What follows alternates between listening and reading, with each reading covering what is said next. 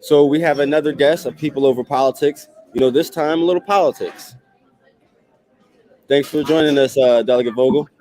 Good to see you, council member. Yes, Delegate Vogel. For people who don't know you, he's from District 17 in Montgomery County. He's also one of the newest delegates. I believe they coined you one of the two Gen Z delegates, right, to come into this session. Correct. So for people who don't know you, tell them a little bit about your district and who you are. Yeah, my name is Delegate Joe Vogel. I represent Gaithersburg and Rockville in the General Assembly.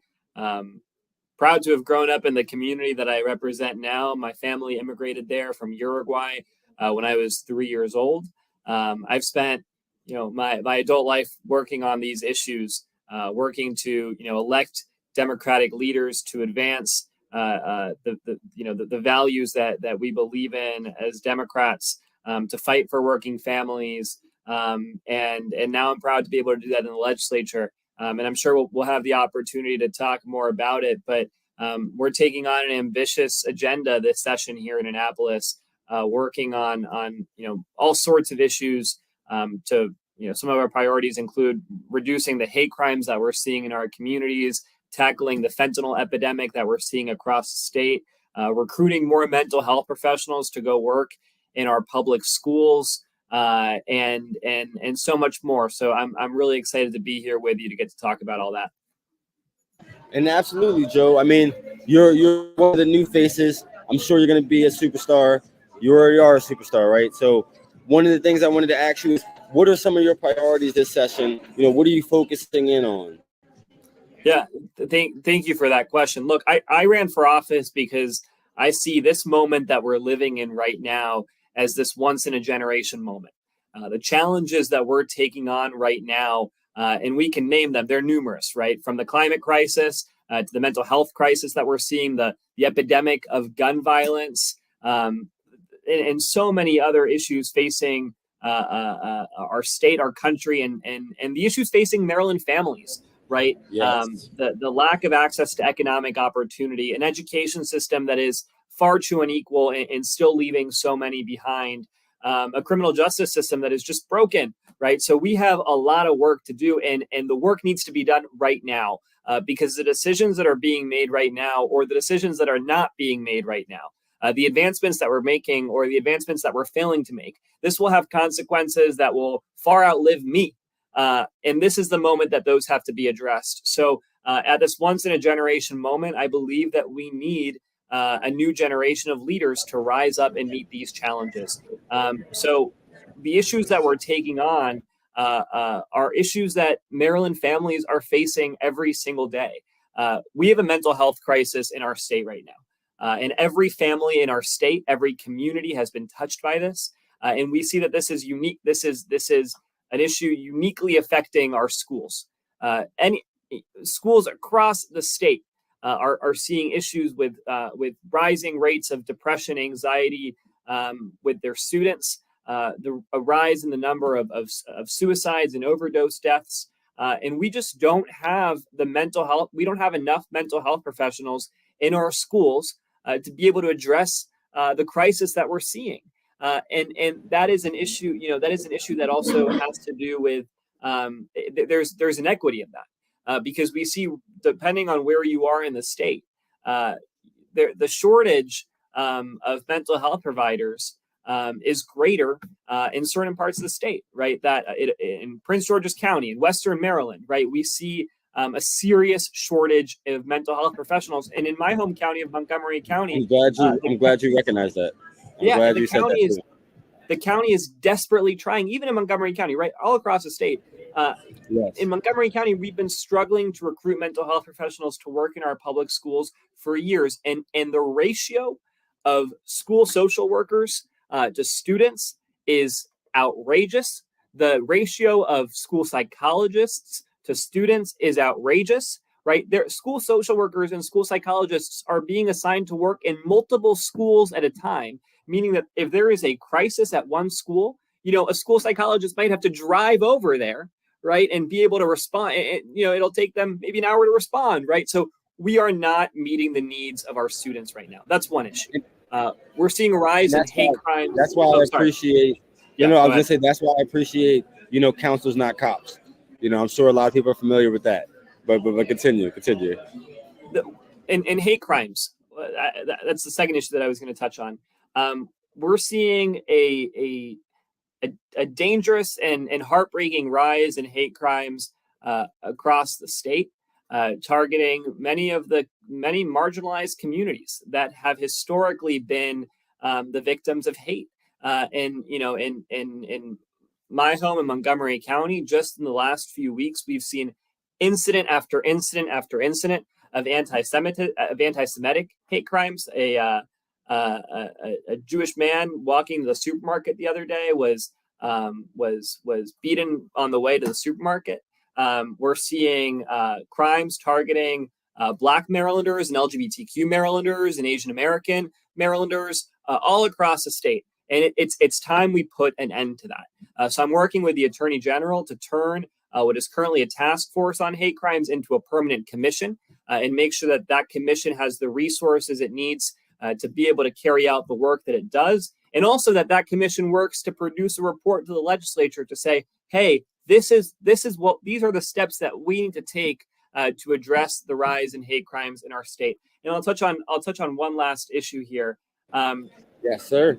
Which is that of the fentanyl epidemic, right? We are seeing I hear story after story after story in my community and from people across the state of just how devastating this fentanyl epidemic is and how many Marylanders we've lost to overdoses.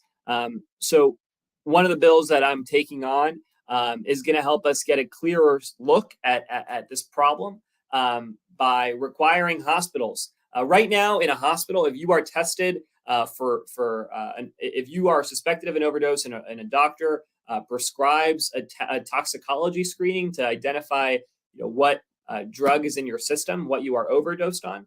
Fentanyl is not one of those drugs that's currently being tested for, but we know the prevalence of fentanyl in our communities, and I'll touch in a second on why that's important.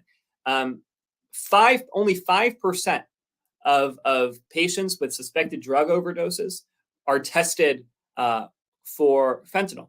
40% of those tests, over 40% of those tests, come back positive. So we are significantly underreporting. Wow. What this means, right, is if you are a patient, and this happens often, and we've talked to many ER physicians who share this with us. If you are a patient who comes in and you've been using cocaine, and all of a sudden you overdose, and this happens often. So this is not just a rare circumstance that I'm talking about here, right? Hospitals are seeing this over and over again.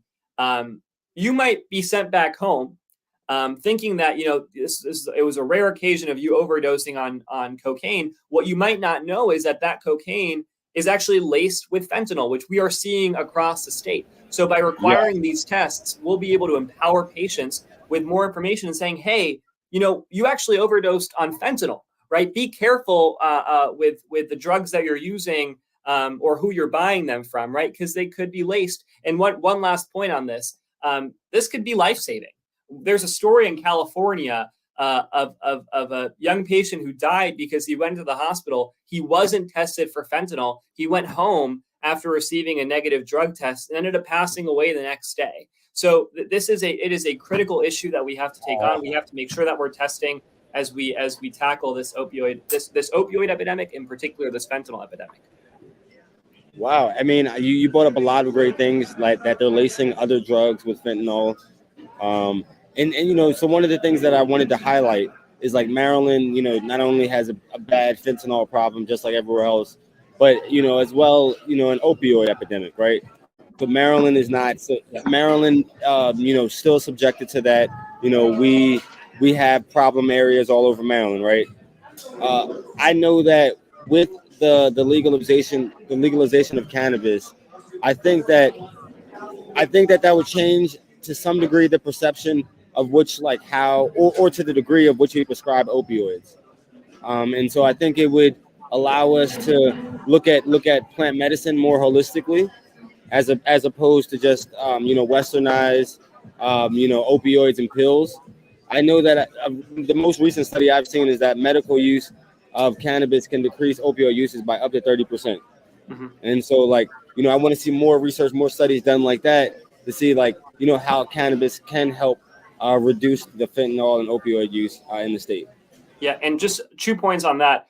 One, on the I agree with that point, and I think research has indicated that that's the case, right? And the we have this is an important session for us when it comes to the legalization of cannabis, and I want to make sure that as we go through that process, that we're also focused on expungement and making sure that we put an end to this war on drugs that has criminalized and incarcerated so many Marylanders. So I've co-sponsored some bills to do this, but going back to the discussion that we were just having on the fentanyl epidemic, we have to recognize that the solution to this epidemic of drug overdoses is not further criminalization, right? That is not the answer to our problem.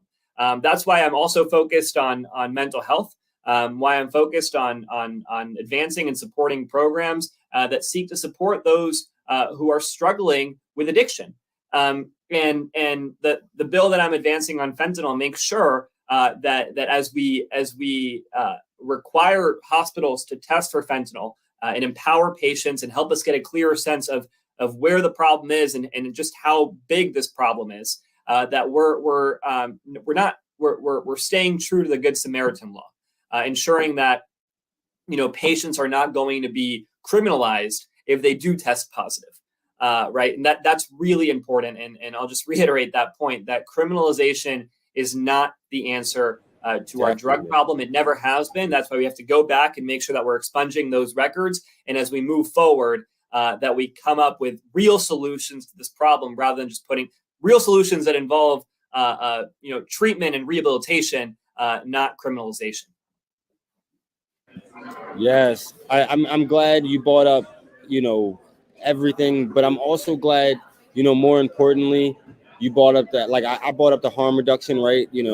But you brought up the aspect of the criminalization. I was on the Yes on 4 trail. I was advocating for the bill passage last year, in the House and, years before that. One of the things that I've commonly said is, no legalization without full decriminalization and a mass decarceration of, persons in prison for non-violent, cannabis-related offenses. And so, I think that's very important. Yep, I agree. And so, Delegate Vogel, one of the things that I wanted to ask you was, as a young legislator, do you feel more, I'm trying to think of the best way. Do you feel more pressure? Because I feel like there's like once you're new in politics, you have more pressure because once you've been there a while, you've already you're comfortable, and you can decide any way you want without much persecution. So how are you adjusting to this new fast-paced General Assembly, and how are you feeling? Well, that's why I think we have such an urgent need for new voices, new energy, and new ideas, right? If you look at the bills that I've introduced, I think almost every single one of them is a bill that's being introduced for the first time, right? We're coming in with new ideas. If you look at the pace that we're moving with an energy that I think at times is sorely missing in this legislature, right? We are moving fast. We are moving boldly because we acknowledge the challenges that we're facing right now as a state. We can't keep waiting for solutions. We have to bring forward these solutions now. Those kids sitting in schools right now without mental health care can't wait 5 more years to get the care that they need, to get the support they need to be able to get that crisis intervention in schools when they need it. We're working on these hate crime bills. The victims of hate crimes who are suffering and scared in their communities don't have any more time to wait before we take action as a state.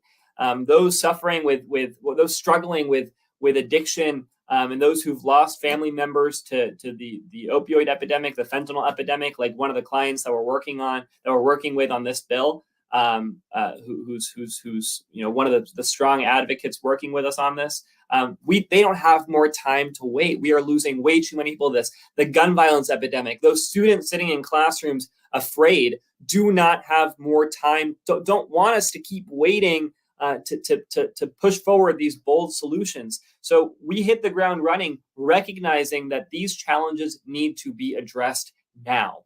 And I'll say, one last point on this Count on you. is that this to me, I see this as a job, right? Any job that I've had in my in my career, any job that my constituents have, any job that any of you watching have, you're expected to hit the ground running and get to work, right? This is not, I don't see this as a title. I don't see delegate as a title. It is a job. So I walked in here the first day and me and my team got to work. And now we're looking forward to delivering for the families of Maryland, because that's what we're paid to do. And I wanted to say that you have a great team. We also got to highlight the team, Absolutely. because a lot of times I've been a staffer in Annapolis long before, running or being an advocate. The staff are the real superstars. So, Amen. not to give you credit, Joe, but Amen. The staff are the real superstars. And so one of the, I had a few rapid questions, but one of the things I wanted to ask you was, I just went to an environmental climate justice summit in Annapolis on Wednesday, held by the Environmental Justice Climate Committee for the NAACP. And you probably met one of the key organizers, Stacey Hartwell. So she organized the whole event at a Methodist church in Annapolis. I just wanted to know, can we consider Joe Vogel a friend and a champion of the environment? Absolutely. And I'm glad you bring up this issue of environmental justice, because there is a very clear intersection between the environmental challenges that we face, the impact that has on Black and Brown communities across our state, on low-income communities across our state. We see where these areas of concentrated pollution are, right? So we have to make sure that as we move forward on this issue, that we're not only addressing the climate crisis, but repairing the harm that's been done, right? And making sure that we are investing in those communities that for too long have been subjected to environmental injustice, whether that's the lack of access to clean water, a lack of clean air. Every single Marylander has the right to a safe and healthful environment, period.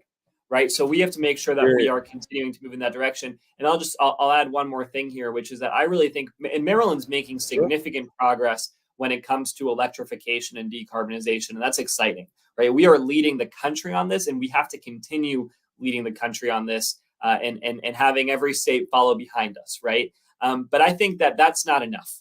And that's why I've introduced a bill to invest in Maryland climate startups.